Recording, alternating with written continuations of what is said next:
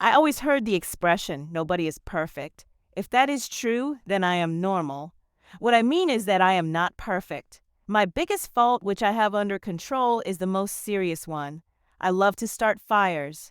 When I was younger, it was a real problem, and that is how I got my nickname Pyro Petey. My name isn't Pete or Peter, it is Robert Smith. It is one of the most common names in America, which can be a blessing or a curse. However, let's go back to my nickname. My brother William christened me when I was 12. The name stuck for a long while, but as I got better at controlling my urges, the pyro part was dropped, but everyone kept calling me PD. Sometimes it was awkward when I had to explain that my name was actually Robert. My second problem is my having an unusual reaction to beer. If I have more than one beer, then I fall asleep. If I am able to put down 2 or more, I am completely out of it for 10 to 12 hours. It was a lot easier to live with the beer problem than the pyromania one. I didn't give up drinking altogether, but I have learned when, where, and how much I can handle. When I was 14, I spent the summer experimenting with my fire-starting skills. Several garages and outbuildings in the neighborhood became victims of my experiments. Of course, I quickly learned that this was not something that you share with your friends or family. Fortunately, I was young and sloppy, and I was quickly caught and run through the legal and psychological ringer. However, I never lost my interest in starting fires. I spent a lot of time researching and experimenting, but always without risking exposure or embarrassment. Other than the usual problems, growing up was not easy. My older brother William was always the favorite and always the overachiever. I had to struggle to keep my head above water, and he became the academic genius, sports hero, and a lady killer. Being his little brother did nothing for my ego. The happiest day in my life was when he left for college, with a full scholarship, of course. As inept as I was, I did manage to finish high school and get a job as a roofer. I actually liked my work. I think I had some sort of attention deficit disorder because I had a hard time sticking to any job longer than a few days. My choice of vocation helped me avoid this problem somewhat. I was always starting new jobs and finishing them before I lost interest. It was a pretty good match. As time went on, I was able to keep my affliction under control. It was 10 years after high school until I was able to meet a girl and develop a relationship. It took another year until I was able to pop the question. Sarah was pretty much perfect as far as girls are concerned. I wasn't that particular, but I really couldn't find any faults with her. She had pretty brown hair, a nice complexion, and a cute body. As soon as we were able to save enough money, we bought a small house so we could start a family. Things were perfect until my brother William decided to come home to visit. William finished college and got a job as an electrical engineer. He worked for one of the big chemical companies down in North Carolina. I hadn't seen him in almost 10 years, and I wasn't anxious to see him now. We all got together at Mom and Dad's place for a mini family reunion. William had just come home from the Poconos, where he had bought a cabin on 10 acres of wooded land. From the pictures, it looked more like a lodge. He was going to have an open house over the Labor Day weekend, and he gave us detailed directions on how to get there. William's wife, Rachel, was in North Carolina with their 2 children. He was anxious for us to meet her and the kids at the cabin later that summer. Things were going better than I expected, until I noticed that Sarah and William were getting quite friendly. Now I expected my wife to be congenial, but the interaction with William was not normal. She was flirting, and he was enabling her. All of a sudden, I was remembering the reasons why I hated my brother. He was leaving the next day, so I didn't want to make a fuss. I forced myself to spend more time with my dad than I wanted to, just so I could avoid seeing Sarah and William together. It was approaching time for us to go home when Sarah dropped the bomb on me. She had invited William to stay overnight in our guest bedroom. I could have killed her right then and there. It got worse when she told me that she was going to ride back to the house with William because she had never been in a Mercedes. I knew that was a lie, but it didn't seem to matter anymore. I tried my best to not let my rage show. This was something I never expected from Sarah, but she had never met William. He was good-looking, and he could sweet-talk anybody out of anything. Sarah spent way too much time showing him the house and telling him how she was going to be decorating each of the rooms. We finally got to sit down and relax when Sarah brought a couple of beers out.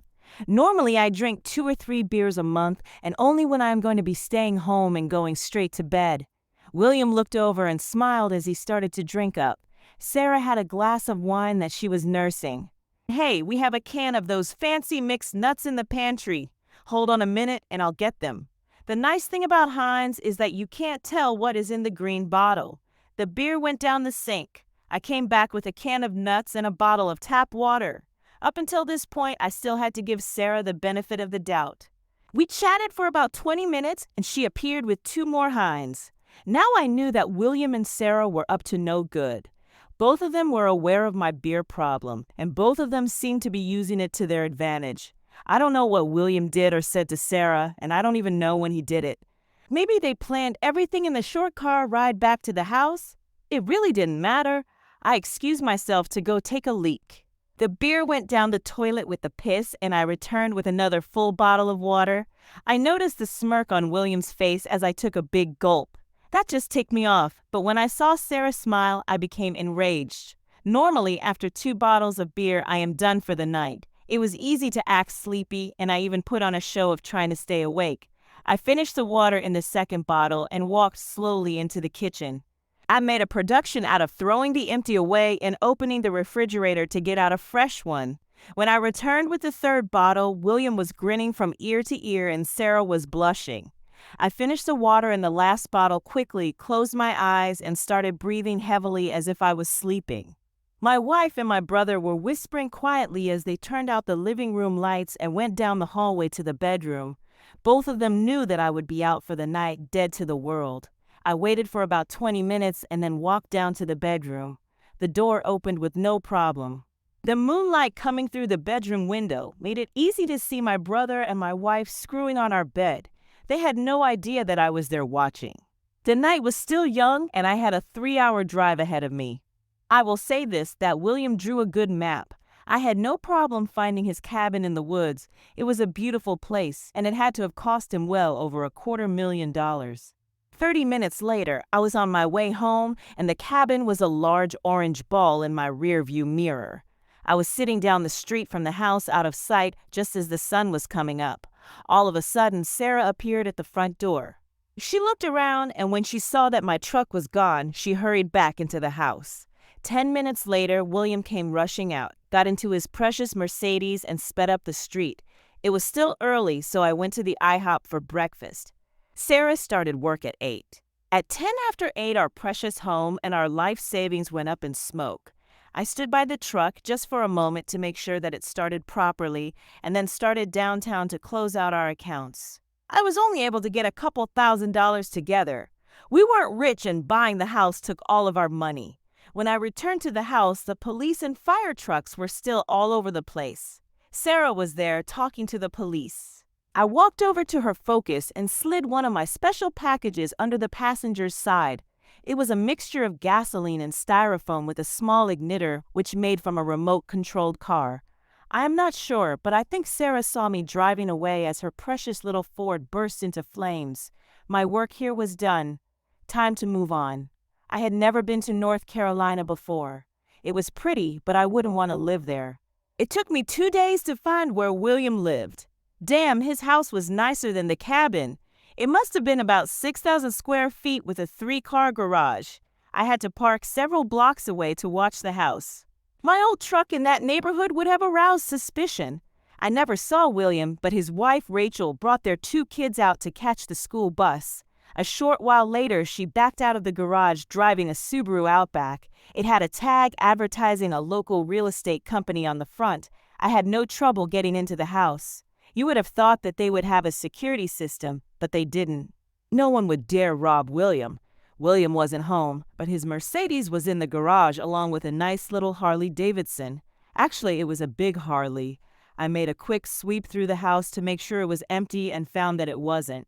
There was a kitty litter box in the laundry room, but no kitty. I spent several minutes looking and then decided to use the can opener. 10 seconds later, Tabby showed up looking for Din Din.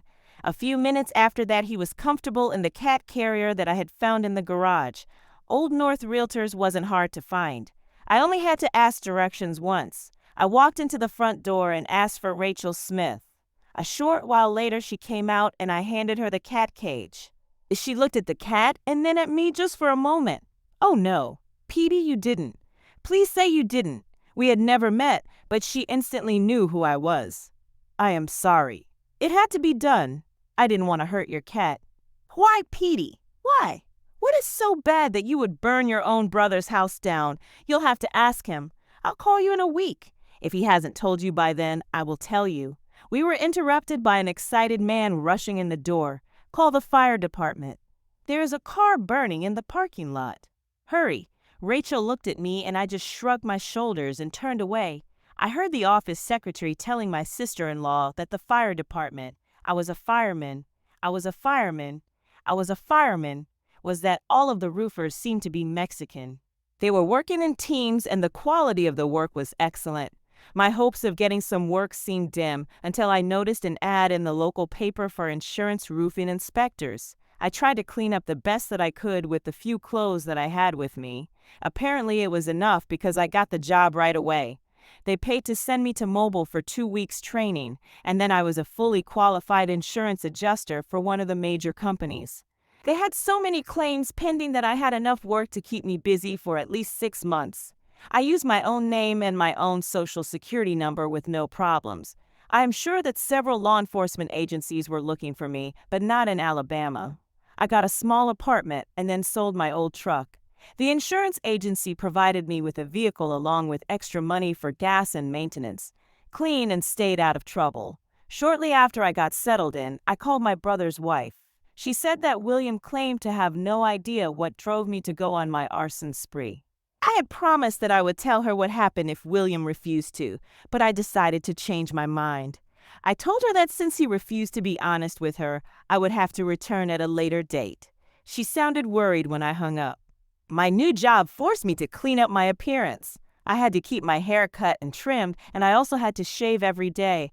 These were grooming habits that I knew about, but never felt a need to comply with. Maybe that is why it took so long for me to find a wife or keep a steady girlfriend. I usually had supper at a fast food place and occasionally a sit-down restaurant. Lunch was always catch as catch can. Since I was the world's worst drinker, I avoided the bar scene. Every month or so, I called home. My parents had no problem expressing their disappointment with what I did. I never gave them an explanation or an excuse. Finally, after about 6 months, Sarah told them the true story. Because of the childhood relationship between William and I, they were sympathetic to the problem. William suddenly fell out of their graces. My dad confronted him, and he denied the whole thing. Fortunately for me, they believed Sarah. Sarah was trying to find out where I was and what I intended to do about the marriage. She was living with her sister since the house burnt down. That was the last time they ever mentioned her. The conversations that I had with my parents after that never included my brother or my wife.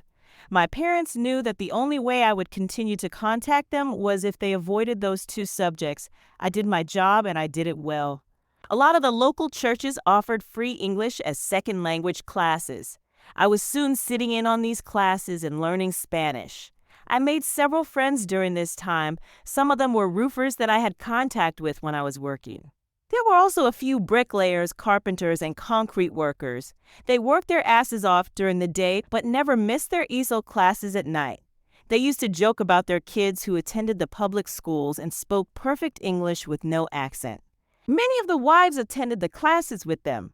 My employer soon considered me to be bilingual. I never did learn how to speak proper Spanish, but I had no trouble carrying on a conversation with working people. There was never any inquiry into my crimes of arson. I am sure that there were police reports and my name was attached to every one of them, but no one ever came looking for me. I used my own social security number on all my work documents and even filed a proper federal income tax report. Nothing. Nada. I had been gone for about 2 years when Dad had a stroke. By the time I found out about it, he was at home but required a lot of attention. Mom asked me if I could come home to see him. I couldn't refuse. I took 2 weeks off from work and bought a used Focus just like Sarah used to drive. It was cheap and got good gas mileage. After filling the trunk with some of my toys, I was on my way. I got a motel about 30 miles from home, just in case someone was still looking for me. I spent the first day with my parents and caught up with the news. William and Rachel build a new house bigger and grander than the old one. Dad winked when Mom gave me their new address in case I wanted to send them a Christmas card. I think I had an ally Sarah stop calling or visiting. They had not heard anything from the police or insurance companies in over a year. They wanted me to stay at the house, but I insisted on going back to the motel. It was late when I left, but I decided to drive by Sarah's sister's house. I was sitting outside the house when a very large Dodge dual-wheel pickup pulled up. The couple inside the cab spent a few minutes kissing, and then my wife stepped out of the cab and walked up to the house. The guy waited until she got to the door, which I thought was considerate. She turned to him, smiled, and waved before going in. I was glad that I had brought some playthings with me. There was an all-night diner a few miles away, and it looked like my wife's new boyfriend needed to refuel his body. He parked in the middle of the lot so that nobody could ding his tricked-out truck. I parked on the side and walked over to give the Dodge a checkout, a special checkout. He took a booth by the front window and had just finished ordering as I walked up to his table. "Is that your Hemi out there?" "Yeah." "Why?" "I just saw you come in." "That sure is a nice piece of machinery. Do you mind if I sit down?" He just nodded and I waved the waitress over. "Something like that must cost a pretty penny." It was a comment, but I posed it as a question. The truck cost me $1.36, but I also got over $10 in the accessories. I never did get his name, but we talked about his truck for the next 20 minutes. I just had coffee and he had the midnight breakfast special. I don't want to appear nosy, but aren't you the guy that is dating Sarah Smith? Yeah, do you know her? We went to high school together. I thought she was married. That was another comment posed as a question. She is, but he is long gone. The cops are after him for burning down his own house. Dumb fucker. Why did he do that? Sarah said that he caught her messing around with his brother. He burned down his brother's house too. She admits that she was screwing his brother. Yeah. She said the husband wasn't hacking it in the bedroom and she had to look elsewhere. I am getting to help her out now. That's cold. Why didn't she just divorce him? I don't know. You'd have to ask her. What's with all the questions, dude? Just curious. Aren't you afraid that he might find out about you and his wife? No way. He's long gone, and if he did come back, I would beat the crap out of his wimp ass. I gave him a big grin, and he got a strange look on his face. Wrong answer, dude. His eyes got wide as I held up the remote control and pressed the button. The homemade napalm instantly engulfed the Dodge. He knocked over his chair as he stood up in surprise. "Say hello to my wife." Nobody saw me leave the diner because they were all looking at the large flaming pile of metal in the front parking lot. I drove very carefully back to the motel and decided to check out. 6 hours later, I was in North Carolina looking at my brother's new house. I was expecting to see William leave for work, the kids leave for school, and then Rachel go to her office. It didn't work out that way. A couple of police cars and a security company even showed up about the same time. The garage door was open and Rachel was busy loading the kids and a few bags into her new Volvo wagon. The last thing she put in was the cat carrier. Someone had tipped off my brother that I was on a roll. I am not stupid. I could do what I had to do another time. I quietly left the neighborhood and headed west toward the interstate. Just outside of Knoxville, my cell phone rang. It was Rachel. "I know Petey. I know now. He didn't tell me, but I figured it out." "How did you do that?" "She called early this morning. She called and told William what you did to her boyfriend, or should I say to his truck. It all made sense then. William screwed Sarah, didn't he, Petey? That son of a bitch screwed his own brother's wife. I am sorry, Rachel. I wanted to tell you, but I couldn't. I was hoping you could get him to confess. She wasn't the only one, Petey. There were others, and there will be more. I have to end it, or at least as far as I am concerned. I didn't know what to say. It was obvious that my sister-in-law wanted to talk to somebody about the problem, but I was not a good candidate. I am sorry, Petey, for what I have to do. I am going to do it for you, but I am going to say that it was you who did it. Will you be upset with me?" The way she worded it, it sounded sort of like a riddle, but I knew without a doubt what she meant. It's okay. I am so far in now that it won't matter. Make it easy on yourself. It appears that no one knows where I'm at anyhow. Rachel, if you're going to do it right. Don't be in a rush and don't get sloppy. Plan ahead and make sure that the cat is safe. I heard her laugh at the other end just before we hung up. 2 months later, my brother lost his second big home. According to Mom and Dad, Rachel told the police that she had seen me at the house the day before the fire. The fire department was upset because the more water they put on the fire, the faster it burned. Rachel did some research on accelerants. Good girl. A week after the fire, Rachel filed for divorce. She was pretty smart, and I was sure that she would take him to the cleaners. Sarah's boyfriend blamed her for the loss of his truck, and she ended up in the hospital. He ended up in jail. Of course, he knew that she had nothing to do with the fire, but I was not available. I think I am ready to file for the divorce, but under the circumstances, I don't know how to do it. All I can do is hope that Sarah files under abandonment. I just found out that I am up for a promotion at work. I also found out that the company that I work for is the same one that my brother used to insure his homes. What a hoot!